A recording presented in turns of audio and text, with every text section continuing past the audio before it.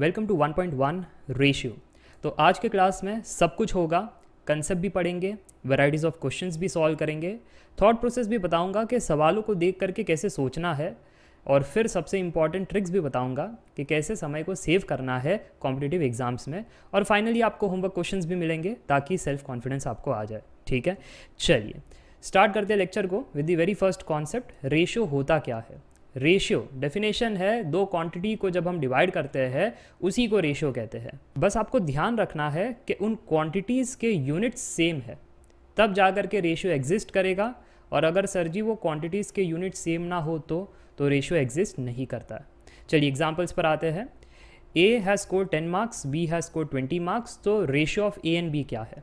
अब रेशियो मैंने आपको क्या समझाया था, दो क्वांटिटीज़ के बीच में डिवीजन होता है। तो यहाँ पर a डिवाइड बाई बी हमें करना है। जो पहले लिखा होता है वो न्यूमरेटर में, जो बाद में लिखा होता है वो डिनोमिनेटर में। ये चीज़ याद रखनी है, नहीं तो डिवाइड तो b बाई ए भी कर सकते हैं, a बाई बी भी कर सकते हैं, तो दोनों की वैल्यूज़ अलग रहेगी, राइट। तो यहाँ पर a ऊपर रहेगा, b नीचे रहेगा। तो यहाँ पर 10 मार्क्स ऊपर, 20 मार्क्स नीचे। तो कितना आ रहा है रेशियो? मार्क्स कट जाएंगे, सेम यूनिट से कट गए। 10 1 जार, 10 2 जार, तो फाइनल है हमारा रेशियो 1/2। तो a by B is 1/2, right. Ratio of A and B को हम कहते हैं a बाई बी या a:b। वो कितना आया है? 1/2 या 1:2। चलिए अब सेकेंड एग्जाम्पल पर जाते हैं। आलू 1 kg है, मिल्क 2 लीटर है, इसका रेशियो बताइए। अब रेशियो सर जी आपने जैसे कहा था, जो पहले है वो न्यूमरेटर में होना चाहिए, जो बाद में है वो डिनोमिनेटर में होना चाहिए। तो सर जी रेशियो दिखाई दे रहा है 1/2, बहुत ही सिंपल है। हाँ, बहुत ही सिंपल तरीके से आपने गलत जवाब दिया है। मैंने कहा था जब आप डिवाइड करते हो एक चीज़ आपको ध्यान रखनी है। कौन सी चीज़ सर जी? पीछे जा कर के देखो, जब दो क्वांटिटीज़ को डिवाइड कर रहे हो उसके यूनिट्स जो है वो सेम होने चाहिए, तब रेशियो एग्जिस्ट करता है। और अगर सेम ना हो तो if not same then ratio exist नहीं करता है। जैसे अभी का एग्जांपल था कि यहाँ पर यूनिट है केजी और इधर है लीटर, तो यार तुम कैसे डिवाइड करोगे? केजी बाई केजी डिवाइड होता है, लीटर बाई लीटर डिवाइड होता है। केजी बाई लीटर थोड़ी ना डिवाइड कर सकते हैं। हैंस यहाँ पर जो रीजनिंग है कि क्यों ये रेशियो एग्जिस्ट नहीं करता है, since units are not same therefore ratio can not be found. समझ में आई बात? बहुत बेसिक चीज़ें हैं, एकदम बेसिक से जाएंगे एडवांस लेवल तक, टेंशन मत लेना। तो भैया एक बेसिक डेफिनेशन था कि रेशियो होता क्या। तो एक नोट है आपके लिए कि रेशियो ध्यान से देखें तो वो यूनिटलेस है ना। ये एग्जिस्ट नहीं करता है क्योंकि केजी बाई लीटर का इशू आ रहा था, इसमें एग्जिस्ट कर रहा था, मार्क्स कट रहे थे, इसलिए इसके पास अब यूनिट ही नहीं है। इस आंसर के पास यूनिट ही नहीं है, इसलिए हम कह रहे हैं रेशियो इज़ यूनिटलेस। दूसरी बात, सिंबल को देख लो। a बाई बी अगर p बाई क्यू के बराबर है तो एग्जामिनर चाहे तो इसे ऐसे भी लिख सकता है a:b is equal to p:q। दोनों सेम ही चीज़ है, बस लिखने का तरीका, रिप्रेजेंटेशन स्टाइल आपको ध्यान में आना चाहिए। ठीक है, इस प्रकार से भी लिखा जा सकता है। चलिए अब आगे बढ़ते हैं, कुछ और नए कॉन्सेप्ट्स को देखते हैं। अब सेकेंड कॉन्सेप्ट है एक्चुअल वैल्यू फ्रॉम रेशियो। अब तक का एग्जाम्पल में क्या देखा था कि मैंने आपको एक्चुअल वैल्यू दे रखी थी और आपसे रेशियो मांगा था। अब अगर रेशियो दिया गया हो और एक्चुअल वैल्यू मांग ली गई हो तो कैसे करेंगे? उल्टा अब आपको सोचना है। ठीक है, मान लो कि मेरे पास a बाई बी का रेशियो है 5/7, तो मुझे बताना कि a की एक्चुअल वैल्यू क्या है और b की एक्चुअल वैल्यू क्या है। अब सर जी ऐसा लग रहा है कि a के सामने है 5, तो a की वैल्यू होनी चाहिए 5। b के सामने है 7, तो b की वैल्यू हो जानी चाहिए 7। ये होना चाहिए एक्चुअल वैल्यू। ये गलत है।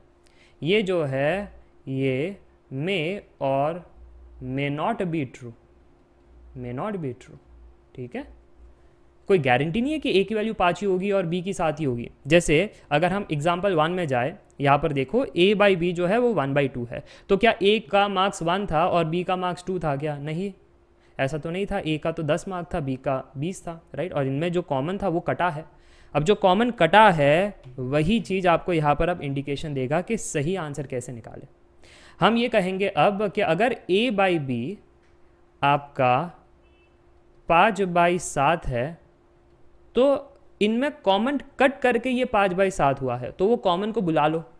ऊपर जो कॉमन था के, नीचे जो कॉमन था के, उनको बुला लिया।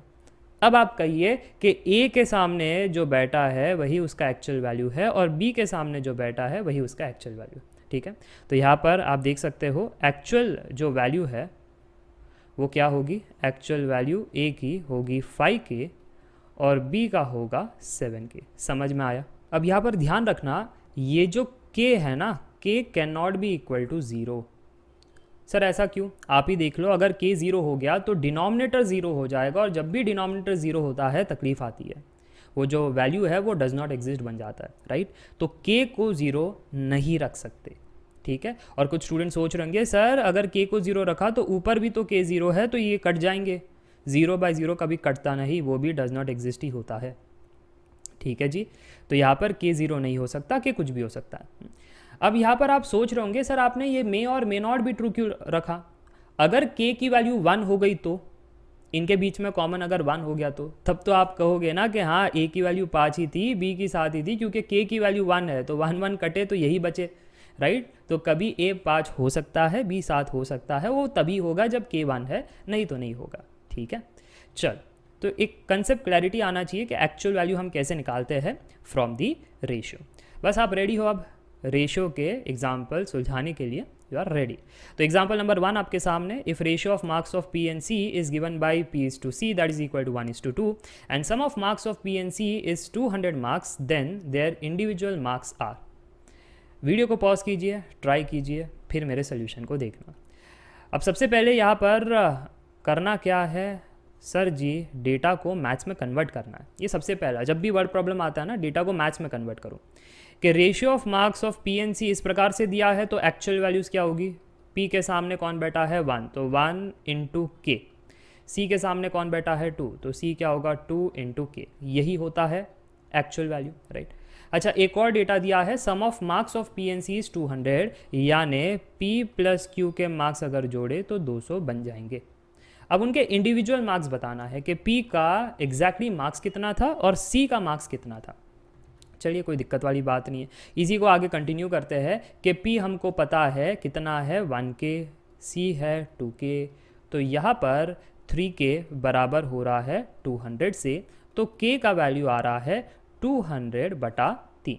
एक बार K आ गया ना, तो फिर P and C को निकाल सकते हैं। चलिए आगे बढ़ते हैं और अब कहते हैं कि यहाँ पर K तो हमको मिल गया है 200/3, तो यहाँ पर P कितना होगा? P था हमारा K, तो ये हो जाएगा 200/3 मार्क्स, और C हमारा था 2K, जो हो जाएगा 2 × 200/3, यानी ये हो जाएगा 400/3 मार्क्स। समझ में आया कैसे नहीं करना था? क्यों सर जी आप ऐसे क्यों कह रहे हो? क्योंकि ये लेंदी अप्रोच है, ये मेथड 1 है, जिसको एकदम ही बेसिक आता है वो ऐसा जाता है। हमको थोड़ी ना ऐसे सुलझाना है, हमको स्मार्ट तरीके से सुलझाना है। अब वो स्मार्ट तरीका क्या है? वो स्मार्ट तरीका है ratio as a part of total. याद रखना, ये ट्रिक जो मैं एक्सप्लेन कर रहा हूँ, पहले उसका डेरिवेशन में प्रोवाइड करूँगा, फिर उसको याद कैसे करना है जल्दी से वो भी बताऊँगा, और फिर उसको अप्लाई कैसे करना है वो भी बताऊँगा, ठीक है? तो डेरिवेशन जानना इंपॉर्टेंट है, नहीं तो सिर्फ ट्रिक्स को रट्टा मार करके कुछ होगा नहीं। अच्छा, नोट कीजिएगा, ये ट्रिक कब चलता है? जब आपके सामने रेशियो गिवन हो एंड टोटल वैल्यू। जब ये चीज़ें गिवन हो तभी ये ट्रिक को याद करना, नहीं तो ये ट्रिक चलेगी नहीं, ठीक है? ये चीज़ें गिवन होनी चाहिए। अब दूसरा, उप्स ये क्या आ गया, चल अब दूसरा हम क्या कहेंगे कि A/B हमारा P/Q था, तो जो एक्चुअल वैल्यूज़ रहेगी वो होगी A = PK and B = QK। बस कुछ नहीं, वो कॉमन फैक्टर्स को बुला लिया और एक्चुअल वैल्यूज़ मिल जाती है। अब अगर मैं आपसे ये कहूँ कि total value of A and B कितना होगा, तो आप कहोगे इन दोनों को ऐड कर लो, राइट? यही हो जाएगा टोटल वैल्यू। तो PK + QK ये आपका टोटल वैल्यू हो गया। और याद कीजिएगा कि total values of A and B यानी summation of A and B, तो उसको मैं ऐसे भी कह सकता हूँ A + B, right? So A + B हमारा PK + QK हो गया। इसमें से K कॉमन निकाला जा सकता है, ब्रैकेट बना P + Q, और यहाँ पर रीअरेंज करेंगे तो K बन जाएगा A + B / P + Q। तो ये था हमारा पहला स्टेप। क्या था पहला स्टेप? इतना सब कैलकुलेशन करके हमने K को निकाल दिया। अब दूसरा स्टेप क्या है? A एंड B की वैल्यूज़ चाहिए जी। तो यहाँ पर हम कहेंगे A हमारा PK है और k हमने इस प्रकार से खोजा है, उठा करके सब्स्टिट्यूट करो तो a की वैल्यू मिल जाएगी। b हमारा क्यू के है, k हमने इस प्रकार से खोजा है, उठा करके k को रिप्लेस करो तो इस प्रकार से। अब ये जो रिजल्ट आया है ना, इसमें खासियत क्या है, अब मैं a n भी निकाल सकता हूँ और k की कोई ज़रूरत नहीं है। कैसे सर जी? देखो क्वेश्चन में क्या क्या गिवन था, क्वेश्चन में गिवन था p बाई क्यू और टोटल वैल्यू, बस इन्हीं के मदद से अब मैं a n भी खोजूंगा, k की कोई ज़रूरत नहीं रही। a हमारा p by P plus Q into A plus B जो कि टोटल वैल्यू है, राइट। b हमारा q by P plus Q into total value है। देख पा रहे हो k की कोई ज़रूरत ही नहीं है। तो ये हमारा बेसिकली है ट्रिक जो है ratio as a part of total. अब डेरिवेशन याद करने की कोई ज़रूरत नहीं है और ऐसे बाय हार्ट करने की भी कोई ज़रूरत नहीं है, क्योंकि हाउ टू रिमेंबर का भी एक अपना तरीका है। अब वो तरीका ध्यान से देखना कि सबसे पहले आपको देखना है कि हमारा गिवन कंडीशन क्या है, ठीक है। मैं इस प्रकार से लिखता हूँ कि गिवन चीज़ क्या है कि a is to B p is to q दे रखा है और टोटल दे रखा है, तो ratio as a part of total की मदद से a एंड b की वैल्यू निकाल लेंगे। कैसे निकालेंगे कि a is equal to a के सामने जो बैठा है वो है p, वो न्यूमरेटर में होगा, और डिनोमिनेटर में यहाँ पर जितने भी रेशियो के वो टर्म्स है सभी को ऐड कर लो, ठीक है। अगर ज़्यादा भी हो जाते हैं जैसे a is to B is to C that is equal to p is to q is to r, तो हम क्या करेंगे वो p plus q plus r कर लेंगे, ठीक है। तो जितने भी यहाँ पर राइट हैंड साइड में टर्म है सभी को ऐड कर लो और वो डिनोमिनेटर में लिखना है एंड इन टू टोटल करना है, तो a निकल आ जाएगा। सिमिलरली अगर b फाइंड करना है तो b के सामने कौन है q, तो न्यूमरेटर में आ गया, डिनोमिनेटर में जितने भी राइट हैंड साइड में टर्म्स है सभी को ऐड कर लो, तो p plus Q into total करना है। ईजी है ना याद करना ratio as a part of total का ट्रिक। चलो अगर ईजी है तो अब यूज़ करो और एक लाइन में आंसर बताओ, वो सब के वे फाइंड करने की ज़रूरत नहीं है। सर जी अगर इस हिसाब से देखें अब तो यहाँ पर p इज टू सी दे रखा है और टोटल दे रखा है, तो सबसे पहले लिख देता हूँ ये, अच्छा इस प्रकार से लिखते हैं स्टेप बाय स्टेप कि हमारे पास p इज टू सी दे रखा है 1 इज टू 2 और टोटल दे रखा है 200। तो अगर हमसे कोई p की वैल्यू मांगे तो p के सामने बैठा है 1 divide by right hand side में जितने भी टर्म है सभी को ऐड कर लो, इनटू करना है टोटल, तो ये बेसिकली आ गया 200 बाई 3 मार्क्स। और अगर मैं आपसे c के बारे में पूछूं तो c के सामने कौन बैठा है 2, फिर राइट हैंड साइड में सभी को ऐड कर लो इनटू टोटल, तो ये कितना आ रहा है 400 बाई 3 मार्क्स। क्लियर हो गया कैसे ट्रिक की मदद से फास्ट सॉल्व कर सकते हैं। चलिए आगे बढ़ते हैं, कुछ नए वेराइटीज़ को देखते हैं। एग्जाम्पल्स ऐसे होने चाहिए जो सभी से अलग है, सारे एग्जाम्पल ऐसे ही मिलेंगे आपको जो एक दूसरे से मैच नहीं करते। अच्छा अब देखो एग्जाम्पल 2 है, 2 numbers are in the ratio who is 2:3, if 9 is added to each number they will be in the ratio 3:4। What is the product of 2 numbers? Video को पॉज कीजिए, ट्राई कीजिए, कठिन मामला नहीं है, बहुत ही आसान है। चलिए अब सोल्यूशन को देखते हैं। सबसे पहले वो जो 2 नंबर है मैं उनको a एंड b मान रहा हूँ और उनका रेशियो दे रखा है a बाई बी इज़ 2/3, तो यहाँ से मैंने कह दिया कि जो एक्चुअल मार्क्स है वो है a इज़ 2k और b is 3k, right. Marks मतलब यानी जो भी एक्चुअल वैल्यू है, अब क्या मार्क्स का एग्जाम्पल कर लिया तो ज़ुबान पर मार्क्स आ रहा है, पर मैं बात कर रहा हूँ जो भी एक्चुअल वैल्यू है वो इस प्रकार से है, राइट। अब दूसरा वो कह रहे हैं कि अगर मैंने 9 को ऐड कर दिया ईच नंबर, a में भी 9 को ऐड किया b में भी 9 को ऐड किया, तो अब जब मैं रेशियो निकाल रहा हूँ तो उसकी वैल्यू 3/4 बन रही है। अच्छा अगर ऐसी बात है तो आप बेसिकली कह रहे हो कि मैंने किया है a + 9 डिवाइड बाई b + 9, तो इसमें मेरा रेशियो आ रहा है 3/4, तो a हमारा 2k, b हमारा 3k और यहाँ पर 3/4। अब इसको सुलझाना पड़ेगा to get the value of k, तो क्रिस क्रॉस मल्टीप्लाई करो, यानी 4 जाएगा लेफ्ट हैंड साइड में, इस ब्रैकेट से मल्टीप्लाई होगा और ये वाला वैल्यू इधर जाएगा और इससे मल्टीप्लाई होगा, ठीक है। तो अगर आप इसको सुलझा लोगे सो इसका जो वैल्यू आएगा that would be k = 9। I guess इतना तो आप कर ही सकते हो, ये तो एक लोअर स्टैंडर्ड का एक लीनियर इक्वेशन है जिसमें k को खोजना है, ठीक है। तो ये आप सुलझाओगे तो k की वैल्यू 9 आ जाएगी। अब जैसे ही k की वैल्यू 9 आ गई, अब उनको वो थोड़ी ना चाहिए, उनको क्या चाहिए, what is the product of 2 numbers, what is the product of 2 number, यानी a × b चाहिए। तो हमारा जो आंसर है that is product of two numbers यानी a इंटू बी। a की वैल्यू थी 2k, b की वैल्यू है 3k, सो ये हो जाएगा 6k², k हमने खोजा है जो है 9, तो यहाँ पर 486 ये फाइनल आंसर आ जाएगा। समझ में आया कैसे सवाल पूछ लिए जाते हैं? तो बेसिकली यहाँ पर जो कॉन्सेप्ट है वो वही है कि रेशियो से आपने एक्चुअल वैल्यू निकाला और वो एक्चुअल वैल्यू से आगे की कहानी नरेट की। चलिए आगे बढ़ते हैं, एग्जाम्पल 3 को देखते हैं। बहुत ही आसान सा सवाल, if x is to y is 7 is to 5 then what is the value of 5x minus 2y is to 3x plus 2y। बहुत ही प्यारा सवाल है, कोई आपको बेचैनी या कठिनाई महसूस नहीं होगी। अब इसको सॉल्व कैसे कर रहे हो ये बताओ। सर देखो रेशियो गिवन है तो एक्चुअल वैल्यू मिल जाएगी, सब्स्टिट्यूट करेंगे तो आंसर आ जाएगा। मैंने भी यही सोचा था कि आप जो है ना इसको सॉल्व करोगे यूजिंग मेथड 1।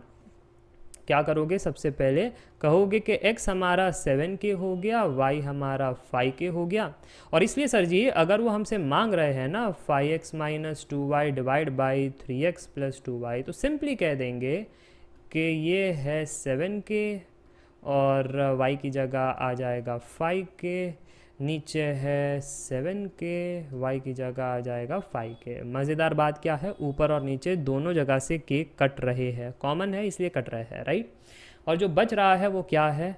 सर 7 5 ज़ार 35, 5 2 ज़ार 10, 7 3 ज़ार 21, 5 2 ज़ार 10, तो यहाँ पर 25 डिवाइड बाई 31 ये रेशियो आखिर में बच रहा है। तो ये आपका फाइनल आंसर है। अब आप सोच रहे होंगे अगर सर ये पहला तरीका है तो दूसरा तरीका क्या है? चलो वो भी बता देता हूँ। दूसरा तरीका है एक स्मार्ट अप्रोच।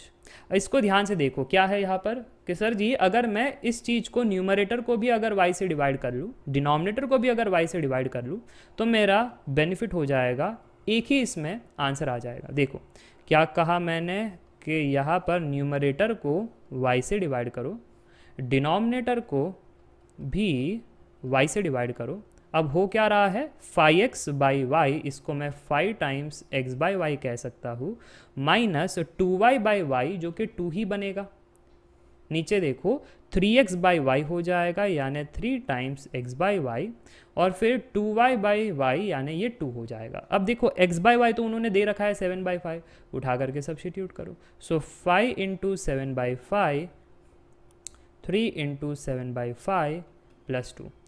अब यहाँ पर ये तो कट रहा है 5 5 से, अगर ऐसा करना है तो ठीक है, बट इसमें तो नहीं कटेगा, ठीक है, तो फिर दिक्कत हो जाएगी। तो कैसे इसको सुलझाना होता है कि क्रिस क्रॉस मल्टीप्लाई, 5 इसको दे दो 5 इसको दे दो, तो आपका कैलकुलेशन हो जाएगा 5 into 7 minus 2 into 5 divide by 3 into 7 plus 2 into 5। ये अगर इसको सुलझाओगे तो वही है जो हमने अभी अभी सॉल्व किया है, 25/31। समझ में आया? तो एक थॉट प्रोसेस है, एक देखने का तरीका है कि ऐसे भी इसको सॉल्व कर सकते हैं। चलिए आगे बढ़ते हैं, लेवल अप करते हैं धीरे धीरे क्वेश्चंस को। तो ये आपके सामने अब example 4, the ratio of milk and water in a 64 litre of a mixture is 5:3, what amount of water is added to make the ratio 3:5। ये वही मिलावटी वाला खेल है ना। अगर मिल्क में पानी मिला दे तो कॉस्टिंग बच जाती है बेचने वाले की, मुनाफा ज़्यादा हो जाता है, राइट। तो उसी पर ये सवाल है, तो कितना पानी मिलाना चाहिए ताकि रेशियो इस प्रकार से हो जाए। चलिए वीडियो को पॉज कीजिए, ट्राई कीजिए, फिर मेरे सोल्यूशन को देखना, ओके।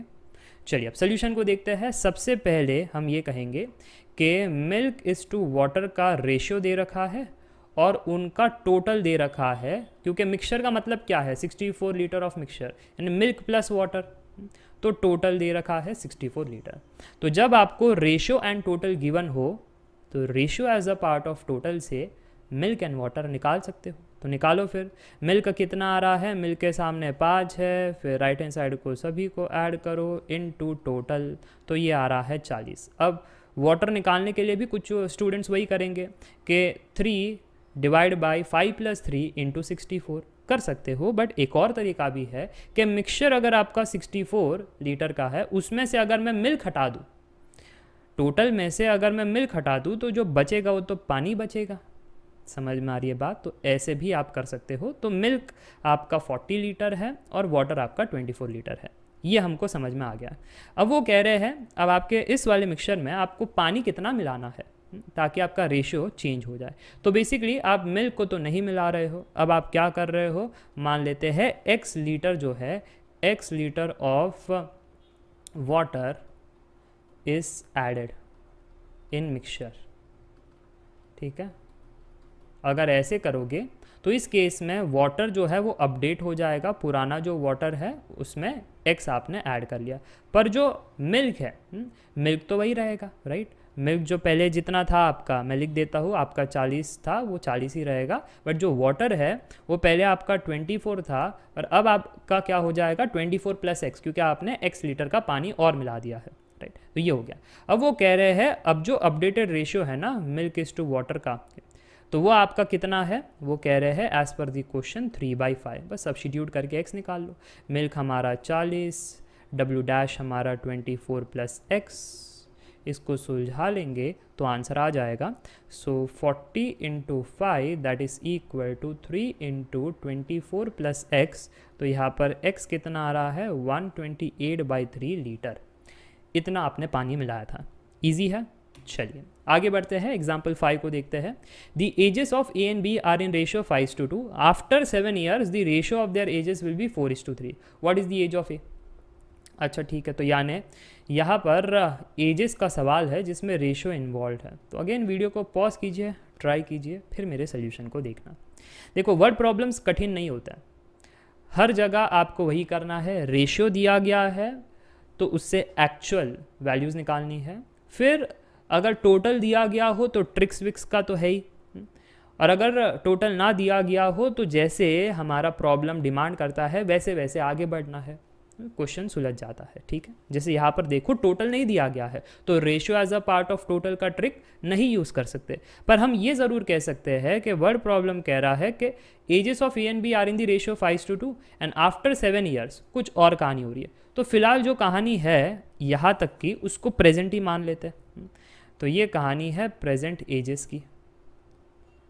प्रेजेंट एजेस में हम कह रहे हैं कि A की एज है 5K या 5x, कोई भी कांस्टेंट मान सकते हो, और B हमारा है 2K, ये प्रेजेंट है। फिर कहानी है आफ्टर 7 years की। क्या हो रहा है आफ्टर 7 years में A का एज बढ़ जाता है, आपका भी एज बढ़ता तो उसका भी बढ़ेगा, B का एज भी बढ़ जाता है, इस प्रकार से। अब जो रेशियो आप देख रहे हो ना ये अपडेटेड एज का, इसको मैं A', B' मान लेता हूँ, इस प्रकार से बढ़ गए। तो उनका जो अपडेटेड रेशियो है वो 4:3 है, यानी वो कह रहे हैं A'/B' इज़ 4/3, जिसको हम ऐसे कह सकते हैं कि A' हमारा 5K + 7 है और B' 2K + 7 है, ये है 4/3। तो अब इसको सुलझाना पड़ेगा, क्रिस क्रॉस मल्टीप्लाई करो, सिंप्लीफाई करो, ठीक है। ये सब करने के बाद आपको K मिलेगा। तो मैं एक लीनियर इक्वेशन आपके सामने बना करके दे रहा हूँ जो कि आप खुद से सुलझा सकते हो और K को खोज सकते हो। तो यहाँ पर K का आंसर आ रहा है 7/7 विच इज़ इक्वल टू 1, ठीक है। K आ गया। अब नेक्स्ट क्या, K थोड़ी ना फाइंड करना है what is the age of A, यानी प्रेजेंट एज ऑफ A है 5K। तो ये हमारा स्टेप नंबर 3 जो हमसे मांगा जा रहा है वो है age of A which is nothing but 5K। K हमारा 1 था इसलिए वो 5 साल का बच्चा है, ठीक है, 5 years। Done, easy. चलिए आगे बढ़ते हैं, एग्जाम्पल 6 को देखते हैं। अब ये क्या है, ये इन्वेस्टमेंट का मामला है, इनकम एक्सपेंस सेविंग, इस पर सवाल है। So income of G/M is 9:4 and their expenses are in the ratio 7:3। If each saves ₹2000 then G expense is. Video को पॉज कीजिए, ट्राई कीजिए, आंसर को खोजिए, फिर मेरे सोल्यूशन को देखना अगेन। अब यहाँ पर देखो 2 रेशियो एक सवाल में, पहला और दूसरा, और आपसे मांगा जा रहा है कि जी ने कितना खर्चा किया है। तो देखो सबसे पहले तो हम ये कहेंगे इनकम की बातें। इनकम की बातों में यहाँ पर जी का क्या हिसाब है, जी की इनकम है 9x और m की एक्चुअल इनकम है 4x, ठीक है। ये एक्चुअल वैल्यू ऐसे ही निकालते हैं, इनके बीच में जो कॉमन था उनको ले करके, तो यहाँ पर 9x एंड 4x। अब सेकेंड है एक्सपेंस की कहानी। अब एक्सपेंस में ध्यान से जी, क्योंकि अगर आप 7x और 3x कहते हो तो आप बेवकूफ़ हो। अरे इनके पास कोई अलग कॉमन होगा, ज़रूरी थोड़ी ना है x ही कॉमन इनके पास भी है, ऐसा तो नहीं है ना, ज़रूरी इनके पास अलग कॉमन होगा, तो अलग वेरिएबल रखना। तो यहाँ पर हम कहेंगे कि जो g का एक्सपेंस है वो है 7y और m का एक्सपेंस है वो है 3y। क्लियर हो रही है बातें? और अगर क्लियर हो रही है बातें तो आगे बढ़ते हैं कि इफ़ ईच सेव्स ₹2000, तो सेविंग्स तो दोनों का सेम है। सेविंग्स कितना है? 2000 ईच। तो जी का एक्सपेंस कितना होगा? तो फॉर्मूला पता होना चाहिए ना कि सेविंग कब होता है। तो घर घर की कहानी है कि पहले आमदनी आती है, तनख्वाह आती है, फिर आप एक्सपेंस का लिस्ट बनाते हो, ठीक है, और फिर जो बच जाता है वो आपका सेविंग है। So income minus expense is saving, ये आपका फॉर्मूला है। अब ध्यान से देखना, क्योंकि सेविंग की एक्चुअल वैल्यू हमको पता है ना कि 2000 बचाया है, तो उस हिसाब से हम इक्वेशन बना सकते हैं। हम ये कह सकते हैं कि स्टोरी ऑफ जी, हम ये कह सकते हैं कि अब स्टोरी ऑफ जी को अगर पकड़े तो जी का जो सेविंग है, ठीक है, बेसिकली हम saving is equal to income minus expense, इससे इक्वेशन बनाएंगे। तो जी की स्टोरी में जो सेविंग है वो है 2000, जी का जो इनकम था वो था 9x, जी का एक्सपेंस है 7y, ठीक है। अब फिर हमारे पास था कौन सा प्लेयर? एम का भी वही कहानी है कि 2000 इसकी सेविंग है, ठीक है, और इसका इनकम है 4x, एक्सपेंस है 3y। ये देखो, ये दो इक्वेशन आ गए। अब इनको साइमल्टेनियसली सुलझाना है टू गेट दी आंसर। कैसे सुलझाएंगे? सर जी अगर इनमें कुछ कॉमन हो जाए तो मज़ा आ जाए, फिर वो अगर हम ऐड या सब्ट्रैक्ट करें तो वो कट जाते हैं। किसको कॉमन बनाए? x के कोएफिशिएंट्स कॉमन बनाए या y के कोएफिशिएंट्स कॉमन बनाए? ये स्मार्ट अप्रोच है एज पर दी क्वेश्चन, कि हमको एक्सपेंस की कहानी चाहिए। एक्सपेंस की कहानी जुड़ी हुई है y वेरिएबल से, और अगर ऐसा है तो मुझे उड़ाना पड़ेगा x को, मुझे एलिमिनेट करना पड़ेगा इसमें x को। तो इसलिए मैं क्या करूँगा? x के कोएफिशिएंट सेम बनाऊँगा, यानी यहाँ पर 4 से मल्टीप्लाई करूँगा और यहाँ पर 9 से मल्टीप्लाई करूँगा, ठीक है। चलो इसको मैं कॉमन कॉपी कर लेता हूँ, आगे इसको पेस्ट करते हैं, और यहाँ पर y मुझे चाहिए क्योंकि y की मदद से ही मुझे एक्सपेंस की कहानी मिलेगी। और मैंने आपसे क्या कहा? मैंने आपसे ये कहा कि ऊपर सभी जगह 4 से मल्टीप्लाई कर लो और नीचे सभी जगह 9 से मल्टीप्लाई कर लो और फिर सब्ट्रैक्ट कर लो। ऐसा क्यों? क्योंकि अब देखो ध्यान से, 4 इंटू 2000 माइनस 9 इंटू 2000, ये आपका आ रहा है 8000 minus 18000, and that is equal to 9 into 4 into X. 9 into 4 into X आपस में जब सब्ट्रैक्ट होंगे कट जाएंगे, एक्स गायब हो गया, ये वाली वैल्यू बच जाएगी। बट इसमें भी केयरफुल, ये कितना है आपका? -28y। ये कितना है? आप कहोगे -27y। गलत है, आप सब्ट्रैक्ट कर रहे हो ना जी, तो ये माइनस भी इसको देना पड़ेगा, तो बन जाएगा +27y। क्लियर हो रहा है ना कि ये -28y था, सब्ट्रैक्शन विथ -27y। तो overall -28y minus of minus बन जाएगा +27y। ये चीज़ मैं आपको बताना था। चलिए, क्या है, शुरुआत है ना, इसलिए सारे कैलकुलेशंस आपको अच्छे से बता रहा हूँ। कोई डिप्लोमा वाले स्टूडेंट्स रहते हैं, उनके अच्छे कैलकुलेशंस नहीं होते, तो वो चीज़ में वो फंस ना जाए। चलो, तो यहाँ पर लेफ्ट हैंड साइड में बन रहा है -10k। अब वो k मेरा कोई कांस्टेंट नहीं है, ये 1000 वाला k है, ठीक है। और यहाँ पर बन रहा है -y, तो y की वैल्यू आ गई 10,000। अब y की वैल्यू 10,000 है तो y थोड़ी ना चाहिए, हमें तो चाहिए एक्सपेंस ऑफ g, जो था 7y, यानी 7 इंटू 10k यानी 70k हमारा आंसर है। क्लियर? चलिए जाते हैं एक और बढ़िया सवाल पर, जो कि गेट क्वेश्चन भी है। 2 alloys A and B contain copper and gold and copper in the ratio 2:3 and 3:7 by masses respectively. Equal masses of alloys A and B are melted to make an alloy C. The ratio of gold to copper in alloy C is what? A, B, C, R, D. Video को pause कीजिए, try कीजिए। वैसे इस topic का ये आखिरी सवाल है, तो बढ़िया सवाल रखा है, फिर आगे जा कर के हम नए कॉन्सेप्ट भी पढ़ेंगे, ठीक है। तो चलिए, मुझे लगता है आपने ये सॉल्व कर लिया है, अब मेरी बारी। अच्छा, इस सवाल में दिक्कत क्या है? मुझे पता है इस सवाल में आपको कहाँ पर दिक्कत आ रही है कि सर जी ए का टोटल वैल्यू कितना है वो नहीं दिया है, बी का टोटल वैल्यू कितना है वो नहीं दिया है, सी का भी नहीं दिया है, तो कैसे करें? सिर्फ रेशियो दे करके छोड़ दिया है, और वो जो इक्वल मासेस कह दिया ए एंड बी का, बट वो जो मास है, वो जो total value of A and B है वो तो नहीं दिया है। अब क्या करें? हाँ, यही तो चैलेंज था। अब है ना, यहाँ पर आपको करना है अज्यूम। आपको अज्यूम करना है, क्योंकि उन्होंने कहा है equal masses of alloy A and B, तो हम ये कहेंगे कि alloy A is equal to alloy B is equal to 1 kg, 1 kg since equal masses. ये पहला पॉइंट है कि टोटल हमने अज्यूम कर लिया। अब चलिए आगे बढ़ते हैं, second step, story of alloy A को देखते हैं। अलॉय ए के अंदर गोल्ड बाय कॉपर का रेशियो है 2:3 और अलॉय ए का टोटल मास है 1 kg। तो मैं इसको लिख देता हूँ कि अलॉय ए की स्टोरी में टोटल कितना है 1 kg और gold in alloy A is to copper, ऐसे भी लिख सकते थे इसको, is to copper in alloy A, ये दे रखा है 2:3। तो यहाँ पर कितना एक्चुअल गोल्ड हुआ सर, अगर ये निकालना है तो आपने वो ट्रिक बताया था कि उसके सामने है 2, ठीक है, और डिवाइड बाय 2 + 3 जो कि 5 इंटू टोटल 1 है, तो ये ओवरऑल 2/5 kg ही बन रहा है, राइट। तो ये है 2/5 kg। अब जो नेक्स्ट है copper in alloy A, copper के सामने 3 है, डिवाइड बाय 2 + 3 होगा 5 इंटू टोटल है 1 kg, तो ये आपका कॉपर इन अलॉय ए होगा। समझ में आ रही है बात? अगर ये बात समझ में आ रही है तो ये आपने ए की कहानी को नरेट किया। अब मैं चाहता हूँ कि स्टोरी ऑफ बी भी आप नरेट करो, ठीक है।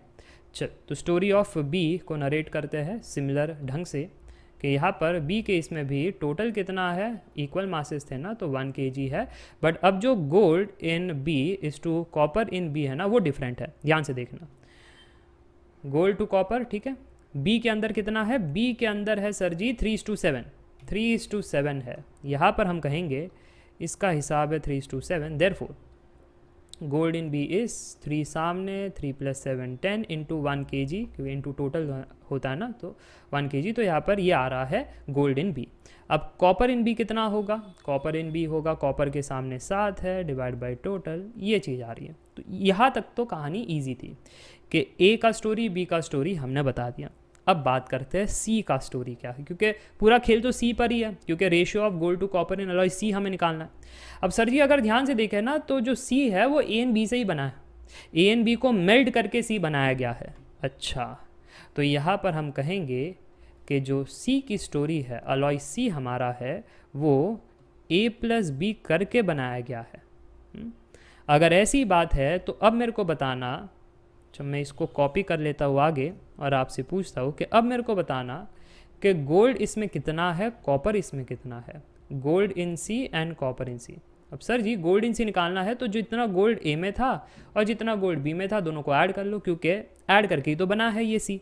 अच्छा, तो गोल्ड इन ए था 2/5, गोल्ड इन बी था 3/10, ये कितना आ रहा है, इसमें ऊपर नीचे 2 मल्टीप्लाई कर दे तो ये 4/10 हो जाएगा, और इसको अगर ऐड करें 3/10 से तो 10 कॉमन है, ऊपर 4 + 3 यानी 7 हो जाएगा, राइट। 7/10 ये हमारा आंसर है, 7/10 इतना kg गोल्ड है इन अलॉय सी। अच्छा, ये कितना होगा? कुछ स्टूडेंट स्मार्ट है, सर आपने कहा था कि टोटल माइनस गोल्ड कर ले तो भी बात बन जाती है, तो टोटल हमारा 1 kg माइनस 7/10, ये आ गया 3/10। गलत है, कोई बता सकता है क्यों गलत है? यहाँ पर ऐसी तो करते हैं ना, गलत लॉजिक में नहीं है, गलत इसमें है। टोटल आपका 1 नहीं है, ये भी 1 kg है, ये भी 1 kg है, तो बेसिकली ये 2 kg है। अब करके देखो कैलकुलेशन, 20 - 7 डिवाइड बाई 10 यानी 13/10, ये सही था। अब अगर 13/10 आपने ऐसे खोजा तो नॉर्मल मेथड से भी बता देता हूँ कि copper in A + copper in B करके देख लो, क्या 13/10 आ रहा है? तो ये है 3/5 + 7/10, अगेन सेम कहानी, ऊपर नीचे 2 से मल्टीप्लाई कर लो तो 6/10 + 7/10, 10 कॉमन आ गया, 6 + 7 13/10 ही तो आ रहा है। समझ में आया गलती कहाँ पर नहीं करनी है, कैसे यहाँ पर सोचना है अच्छे से, या फिर ये बेसिक जो कैलकुलेशन है वो करके भी आप आंसर निकाल सकते हो। तो फाइनली हम कहेंगे कि यहाँ पर gold in C divide by copper in C का जो रेशियो है दैट इज़ 7/10 डिवाइड बाय 13/10, 10 कटा 7/13 बचा, that is the correct answer. Yes, तो ये ऑप्शन बी बिल्कुल ठीक है और बढ़िया सवाल था, क्योंकि टोटल नहीं दिया गया था तो अज्यूम करना पड़ा। ठीक है जी, चल, तो अब ये मेरा एक स्पेशल स्लाइड है जो है थॉट प्रोसेस यानी लर्निंग्स फ्रॉम द एग्जाम्पल्स, कैसे सोचा और क्या सीखा।